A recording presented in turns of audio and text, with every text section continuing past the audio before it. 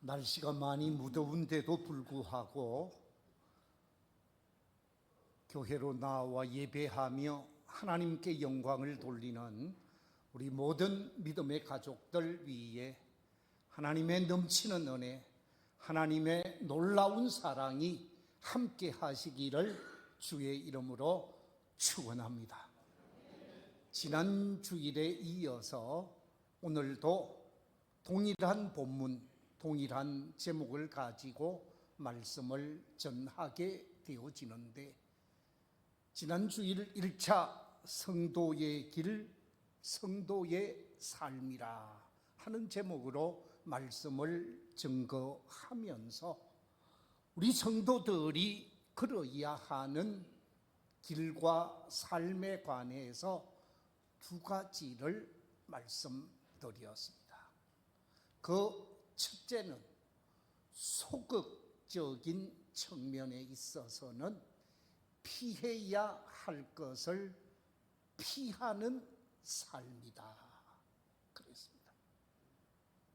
피해야 할 것을 피하지 아니하면 불행해질 수가 있다는 것이지요. 두 번째 드린 말씀은 적극적인 측면에 있어서 따라가야 할 것을 따라가는 삶이라. 내가 따라가야 하는 그 길을 따라갈 때 복이 되고 기쁨이 되어지는 것이지요. 오늘도 두 가지 적극적인 삶의 모습을 말씀하고 있습니다. 그래서 이 말씀으로 계속 말씀의 은혜를 나누고자 하는데, 오늘 본문 속에서 우리가 적극적인 측면에 있어서 믿음의 길을 걸어가야 할 우리 성도들의 삶의 모습은 무엇인가? 세 번째 본문이 말하고 있는데, 그것은 다름이 아니라 믿음의 선한 싸움을 싸우는 삶이라 라고 말씀하고 있습니다. 오늘 본문 12절에서 믿음의 선한 싸움을 싸우라 라고 말씀하고 있는데, 우리 성도들이 삶을 사는 동안 우리 스스로가 나는 싸움은 하지 않겠다, 결코 싸움을 하지 않겠다 마음으로 다짐하며 사는 것이 좋을 것입니다. 가능하면 부부 사이에도 다툼이 없어야 합니다. 가족들 간에도 싸움이 없어야 합니다. 교회 속에서도 싸움과 아픔이 없어야 됩니다. 국가와 국가 사이에도 전쟁은 비극이라고 말할 수밖에 없습니다. 싸워서는 안 된다라는 거죠. 그런데 믿음의 선한 싸움은 싸워야 한다라는 것입니다. 믿음의 선한 싸움을 싸우는 사람만이 멸류관의 주인공이 되어지고 하나님의 은총을 입을 수 있기 때문이라는 거지. 믿음의 선한 싸움이란 무엇일까? 오늘 본문 속에서 말하고 있는 이 믿음의 선한 싸움이라는 말은 우리 성도들의 아름다운 생활 지침을 말하는 것입니다. 그렇기 때문에 아름다운 생활은 범사의 모든 생활 속에서 펼쳐가야만 한다라는 말씀입니다. 구원의 주 예수 그리스도를 나의 주 나의 하나님으로 고백하는 믿음의 사람으로서 하나님이 기뻐하고 하나님이 원하시는 일을 아름답게 감당하면서 마귀를 대적하고 불의를 대적하고 부정을 대적하면서 믿음의 선한 싸움을 싸우는 사람이 참 그리스도인이라는 거지. 적당하게 타협하고 적당하게 손잡고 가지 말아야 할 길을 걸어가는 사람은 결코 하나님이 기뻐하는 삶을 살 수가 없다라는 것이지. 끊임없이 우리를 향하여 도전해 오는 어두움의 영들, 사탄과 마귀가 우리를 끊임없이 미혹하고 유혹하고자 합니다. 에덴 동산의 아담과 하와를 유혹했던 그 마귀가 예수님을 유혹하게 되어지지. 예수님께서 하나님의 거룩한 사명을 감당하고자 공생의 사역을 시작하기 직전에 광야로 나가서 기도하며 금식하면서 하나님과 깊은 교제를 갖게 되어집니다. 배고픔 속에 있는 예수 그리스도, 육체 속에서 굶주림 속에 있었던 예수 그리스도를 방문하는 불청객은 다름이 아니라 사탄이었습니다. 사탄이 예수님을 찾아와서 아담과 하와를 유혹하는 그 방법으로 유혹하게 되어집니다. 어떤 유혹을 했습니까?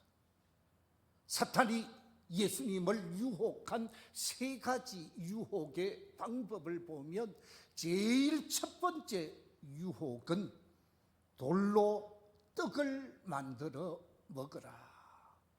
육신을 가진 예수님,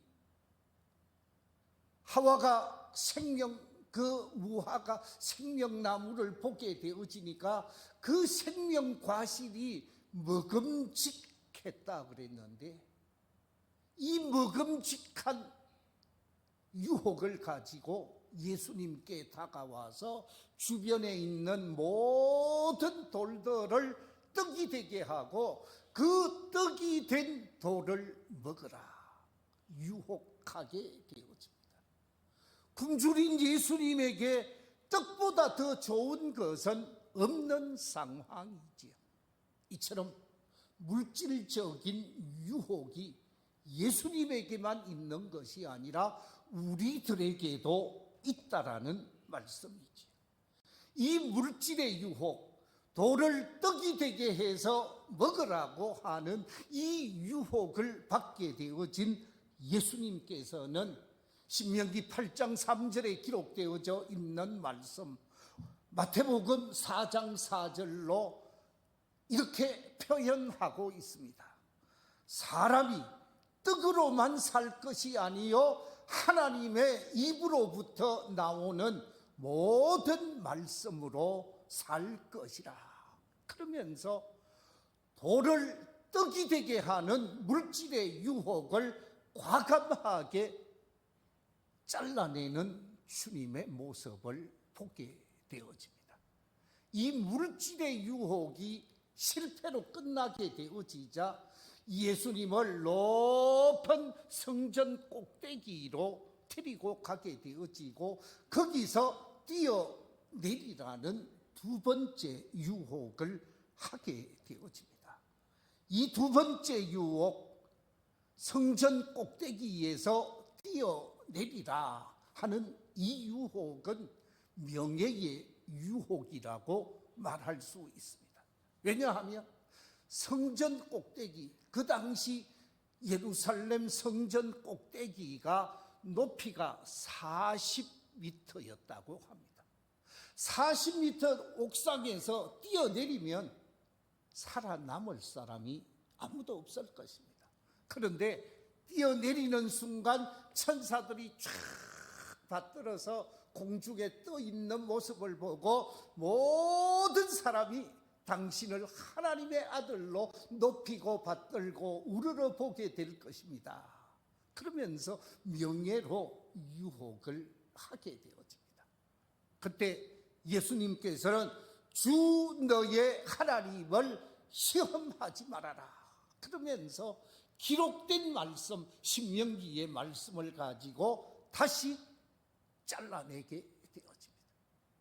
마귀의 유혹을 과감하게 뿌리치는 모습을 보게 되어지지. 이 명예의 유혹이 통하지 아니하니까 예수님을 높은 산 꼭대기로 데리고 가게 되어집니다. 그 산 꼭대기 높은 산에서 아무도 보는 이가 없습니다. 오직 마귀와 예수님 두 분밖에 없는 자리입니다. 은밀한 자리요, 비밀의 자리요, 누구도 확인할 수가 없는 자리입니다. 이 자리에서 자신에게 살짝 절만하면 모든 천하 영광, 모든 천하 권세를 다 주겠다. 무슨 유혹입니까? 세상 모든 영광을 다 주겠다는 세상 권세의 유혹을 하게 되어지지. 그때 예수님께서 신명기의 말씀을 가지고 뿌리치게 되어지는데, 마태복음 4장 10절에 보면 이렇게 말씀하고 있습니다. 이에 예수께서 말씀하시되 사탄아 물러가라. 기록되었으되 주 너의 하나님께 경배하고 다만 그를 섬기라. 유혹을 물리치게 되어집니다. 물질의 유혹을 물리쳤고, 명예의 유혹을 물리쳤고, 세상 권세 영광을 물리치면서 예수 그리스도는 유혹에 넘어지는 자가 아니라 영적 전쟁, 선한 싸움의 승리자로 우뚝 서게 되어지고 하나님의 사명, 공생애의 사역을 펼쳐가시는 모습을 보게 되어집니다. 그렇습니다. 우리가 이 세상을 사노라면 얼마나 많은 유혹이 우리에게 다가오는지 모릅니다. 물질의 유혹이 다가올 때도 있습니다. 명예의 유혹이 다가올 때도 있습니다. 세상 권세나 세상 영광의 권세로 우리를 유혹할 때가 있습니다. 이런 유혹, 이런 미혹 속에서 넘어지지 아니하고 선한 싸움을 싸우며 믿음의 선한 역사를 이루어가는 저와 우리 모든 성도들이 되시기를 주의 이름으로 축원합니다. 흑인 농학자로서 에이브라함 링컨 대통령보다도 미국에서 더 존경받는 선생님이 있습니다. 그분이 누구냐? 그분을 소개하는 책이 우리나라에도 소개되어져 있는데, 땅콩 박사 조지 카브 박사입니다. 이 조지 카브 박사가 어떤 사람인가? 미국에서 모카 농사를 하다가, 미국 남부 지역에 모카 농사를 하다가 모카가 병에 의해서 다 쓰러지고 수익이 없게 되어지니까 거기에 땅콩을 심게 되어집니다. 그런데 땅콩을 몇 년 심다가 그만 땅콩에 병이 들어서 온 밭에 흉작을 하게 되어집니다. 이때 땅콩 연구가로 땅콩 농사에 관해서 연구를 하고 땅콩으로 박사 학위를 받아서 미국 농대에서 대학 교수로 일했던 흑인 교수 카브 교수가 있습니다.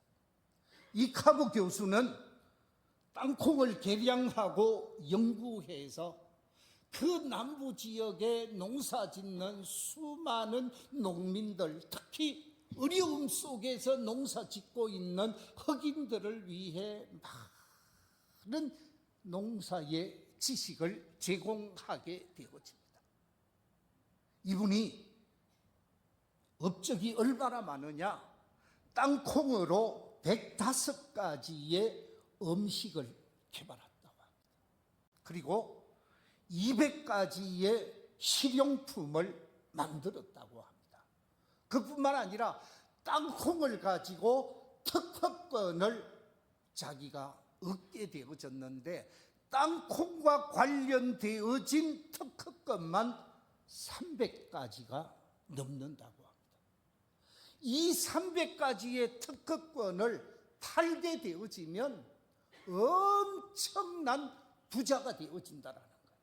그런데 자기가 대학 교수로 있으면서 특허권을 획득했지만 그것을 돈 받고 팔지 아니하고 다 미국 힘들게 농사 짓는 농민들에게 이 특허권의 가치를 완전히 오픈해서 누구든지 사용할 수 있도록 하면서 미국 서민들, 미국 농민들을 위해 자신의 연구 업적을 다 내어준 사람이 바로 이 카브 박사입니다. 대학에서 교수 생활을 하고 있는 어느 날 미국에서 최고의 녹황 연구소요, 또한 최고의 재력을 가지고 있는 연구소, 에디슨 연구소에서 자신에게 청탁이 들어왔습니다. 스카우트 제의가 들어온 것입니다. 그 당시 대학 교수의 1년 연봉이 정말로 미미했다라는 거예요. 그런데 그 당시 얼마를 준다고 이야기를 했느냐?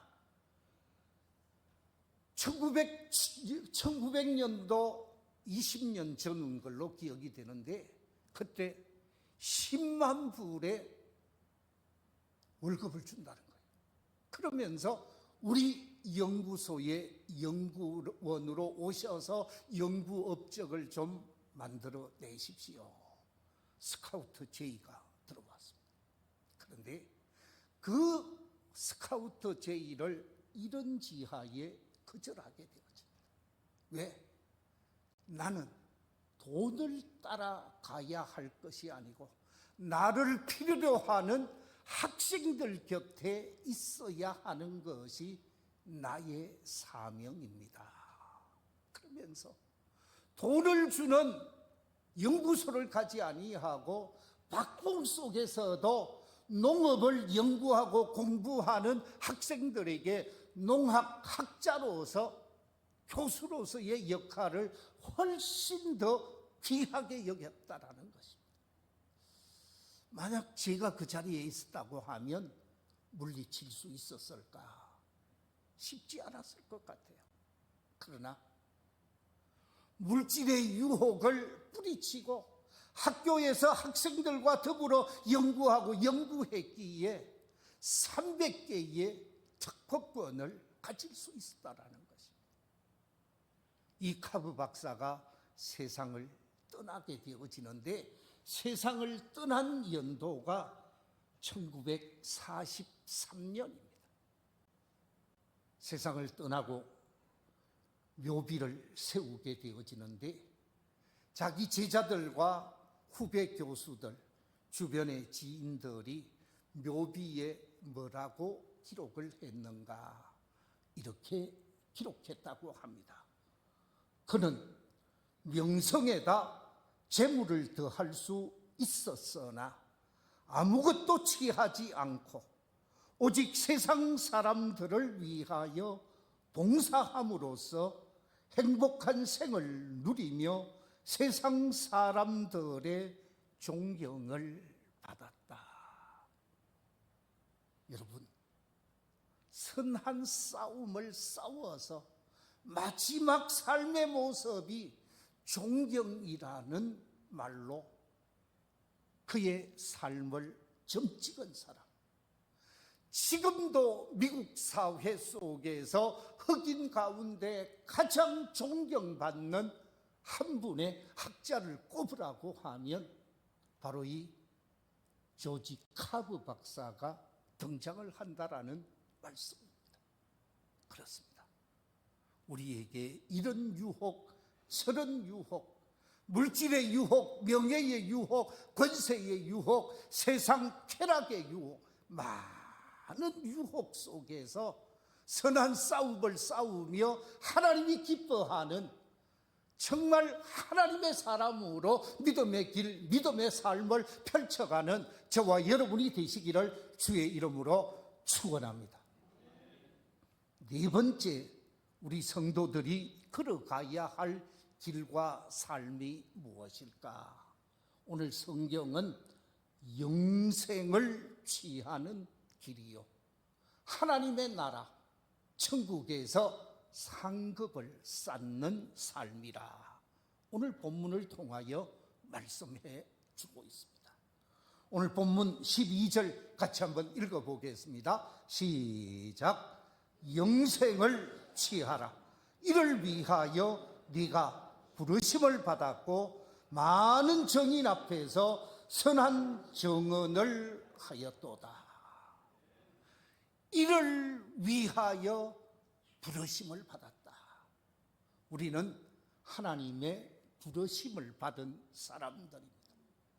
목사로 부르심을 받고, 장로로 부르심을 받고, 집사로 부르심을 받고, 부르심을 받아서 사명을 감당하는 사명자들이지.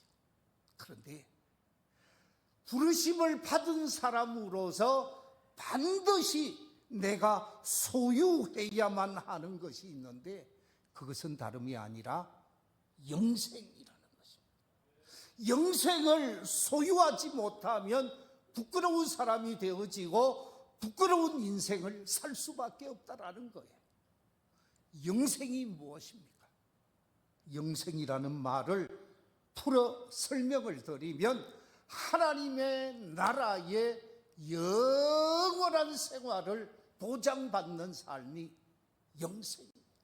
다시 말하면 하나님의 나라에서 멸류관의 주인공이 되어지고 하나님의 나라에서 환영받는 인생으로 이 땅에서 구원받아 사는 사람이 영원한 생명의 주인공이 되어지는 것이지요. 이처럼 우리를 향하여 죽음 이후 영원한 생명을 취하고 오늘을 살아가는 삶이 되어져야 한다는 거지. 우리 인생은 때가 되면 다 생이 마감될 때가 옵니다. 이 세상에서의 생이 끝나고 영원한 생이 펼쳐지게 되어질 터인데, 그때 영생의 주인공이 되어져야 하는데 멸망의 주인공이 되어서는 안 된다라는 거지. 우리 함께 히브리서 9장 27절 말씀 같이 한번 읽어보겠습니다. 시작.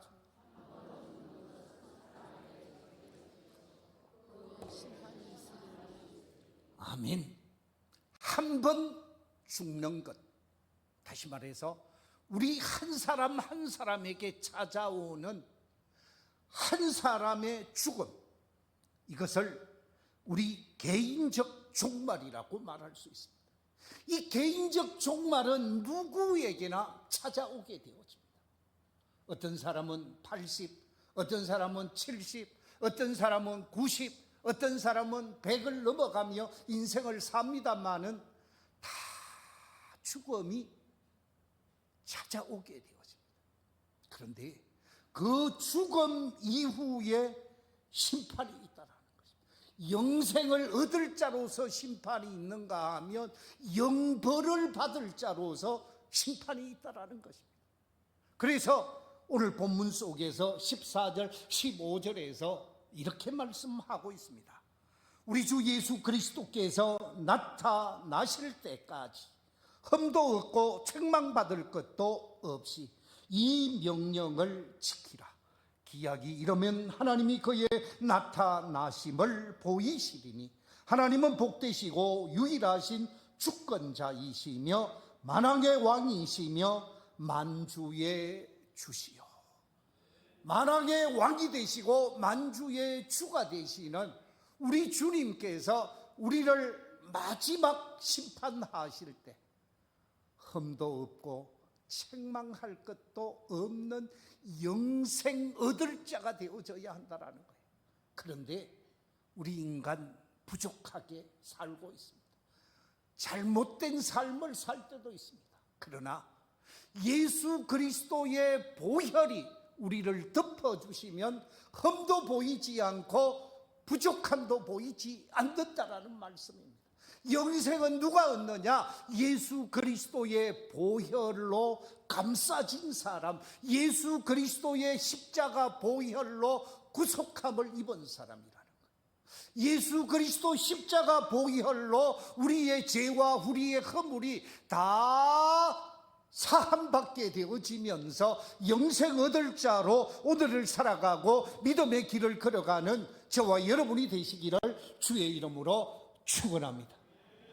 요한계시록 20장 11절 이하 15절에서 이렇게 강조하고 있습니다. 또 내가 크고 흰 보좌와 그 위에 앉으신 이를 보니 땅과 하늘이 그 앞에서 피하여 간데 없더라. 또 내가 보니 죽은 자들이 큰 자나 작은 자나 그 보좌 앞에 서 있는데 책들이 펴 있고 다른 책이 펴졌으니 곧 생명책이라. 죽은 자들이 자기 행위를 따라 책들에 기록된 대로 심판을 받으니 바다가 그 가운데에서 죽은 자들을 내주고 또 사망과 음부도 그 가운데서 죽은 자들을 내주매 각 사람이 자기의 행위대로 심판을 받고 사망과 음부도 불못에 던져지니 이것이 둘째 사망 곧 불못이라. 누구든지 생명책에 기록되지 못한 자는 불못에 던져지더라. 그렇습니다. 하나님께서 영생 얻을 자로 기록하신 생명책에 기록이 되어지지 않으면 버림받게 되어진다는 거예요. 바라옵기는 이 자리에 계신 우리 모든 성도들이 예수 그리스도를 나의 주, 나의 하나님으로 확실하게 믿고 고백하면서 생명책에 기록되어지는 믿음의 사람들이 되시기를 주의 이름으로 축원합니다. 어떻게 생명책에 기록되어질 수 있습니까? 어떻게 구원 얻는 자로 영생의 사람이 될 수 있습니까? 우리 함께 요한복음 5장 24절 말씀 같이 한번 읽어보겠습니다. 시작. 내가 진실로 진실로 너희에게 이르노니 내 말을 듣고 또 나 보내신 이를 믿는 자는 영생을 얻었고 심판에 이르지 아니하나니 사망에서 생명으로 옮겼느니라. 영생을 얻는 길은 예수 그리스도를 믿어 구원의 사람이 되어지면 그 사람이 생명 얻은 자로 이 땅에서 삶을 산다라는 거예요. 방금 읽었던 말씀 속에 나 보내신 이를 믿는 자는 영생을 얻었고 심판에 이르지 아니하나니 사망에서 어디로? 생명으로 옮겨진 자, 그 사람을 구원받은 사람이라고 말하고 있습니다. 그렇습니다. 우리는 예수 그리스도를 믿는 자로서 영생을 얻은 자가 되고 사망에서 생명으로 옮겨진 구원의 사람으로 오늘을 살아가며 주께 영광을 돌리는 복 있는 성도들이 되시기를 주의 이름으로 축원합니다.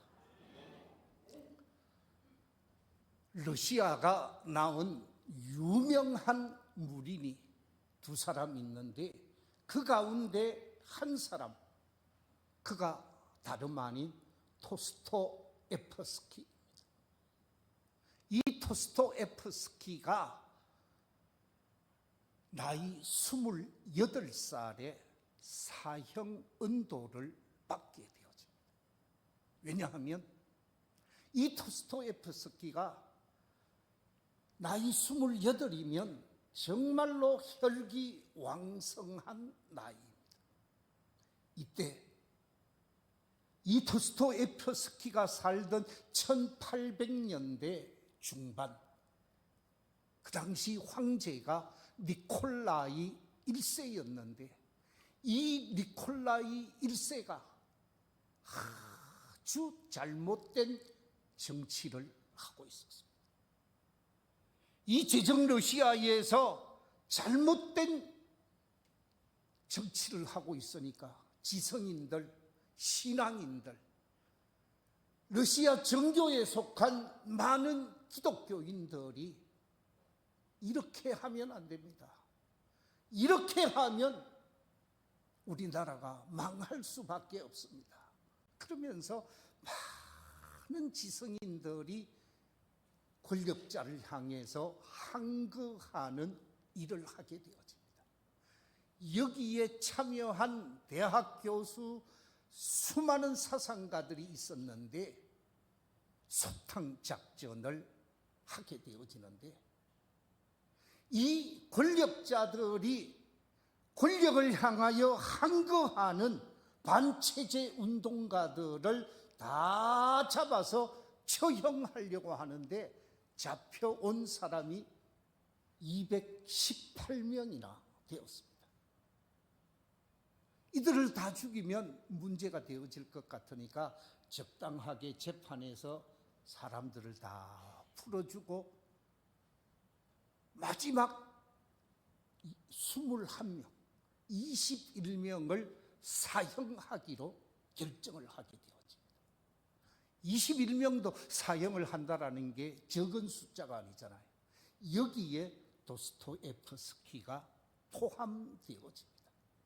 그래서 21명이 한 조에 3명씩 1조, 2조, 3조, 4조 죽게 되어지는데, 이 도스토옙스키가 6조에 들어가 있었습니다. 자기 뒤에 또 하나의 조가 있었고 3조씩 21명이 3명씩 처형을 하는데, 처형장으로 가서 뒤로 큰 기둥에다가 손발을 묶고 세워놓으면 앞에서 총으로 당겨서 죽이는 겁니다. 마지막 죽기 직전에 집행관이 앞으로 5분을 주는데, 이 5분을 통해서 마지막 인생을 정리하라 그랬다고 합니다. 그래서 도스토옙스키가 이분은 자신에게 생명을 주고 자신을 키워주고 공부시켜 주신 부모님을 비롯해서 형제들과 마지막, 앞에 없지만 있는 것처럼 생각하면서 마지막 작별을 했다고 합니다. 이분은 자기가 지금까지 삶을 살아오면서 자신의 인생을 돌아보면서 하나님 앞에 회개할 바를 회개하고 하나님의 도움을 구하는 회개의 시간을 가졌다고 합니다. 마지막 1분은 내가 이제 1분 후에 이 세상을 볼 수 없으니 이 지구상을 한 번 더 돌아보면서 죽어야 되겠다 생각하고 손은 묶여 있지만 쫙 돌아보는데 저 앞에서 말을 타고 확 달려오는 기수가 있는 거예요. 하얀 깃발을 가지고 막 호루라기를 불면서 달려오는 기수가 있었는데, 멈추시오 멈추시오 하면서 막 달려오는 거예요. 달려와서 자기가 가지고 온 칙서를 집행관에게 제출을 합니다. 그 집행관의 칙서, 황제의 칙서가 거기 기록되어져 있는데, 이들을 사형시키지 말고 시베리아로 유배를 보내시오 라는 칙서였습니다. 그래서 정말로 1분 사이로 죽음에서 살아났답니다. 그리고 시베리아로 옮겨지는데, 시베리아 옴스크 지방에 가서 중한 노동자로 4년 동안 노동생활을 하게 되어집니다. 4년 마치고 나니까 다시 4년 동안 군대에 넣어가지고 아주 일반 병으로 군생활을 또 4년을 시킵니다. 그래서 8년 동안 재판받고 이르는 사이 그 주변을 보면 이 도스토옙스키의 인생 히스토리에서 중간에 1948년부터 1958년 요 사이, 1858년 요 사이 한 10여 년이 중간에 작품 활동이 없습니다. 그런데 이 유배 생활을 하다가 차관을 얻어서 쓴 대단한 소설, 전 세계인이 읽는 소설이 있는데 그 소설이 뭘까요? 죄와벌입니다. 죄와벌. 그리고 나서 한참 뒤에 그의 명작 자라투스타가는 카라초프가의 형제들이라는 책이 나오게 되어지지. 그런데 이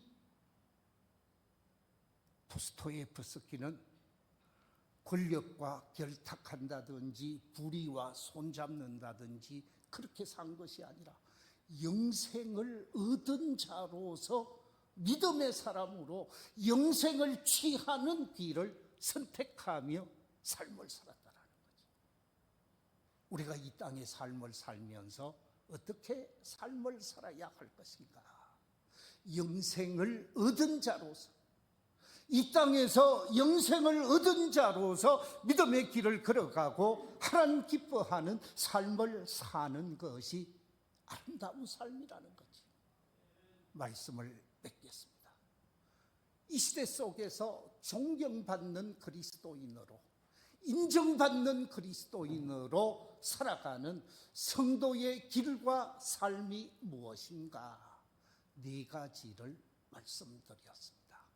그 첫째는 소극적인 측면에 있어서 피해야 할 것을 피하며 사는 삶이라 그랬고, 적극적인 측면에 있어서 3가지 따라가야 할 길을 따라가는 삶이라고 말씀드렸고,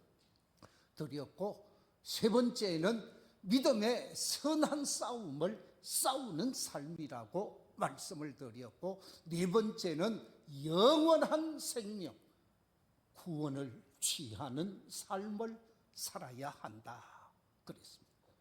우리 모두가 이 성도가 걸어야 할 길, 성도가 걸어야 할 아름다운 삶을 펼쳐가면서 사람들을 기쁘게 하고 하나님께 영광을 돌리는 복 있는 믿음의 길과 믿음의 삶이 되시기를 주의 이름으로 축원합니다. 기도하겠습니다.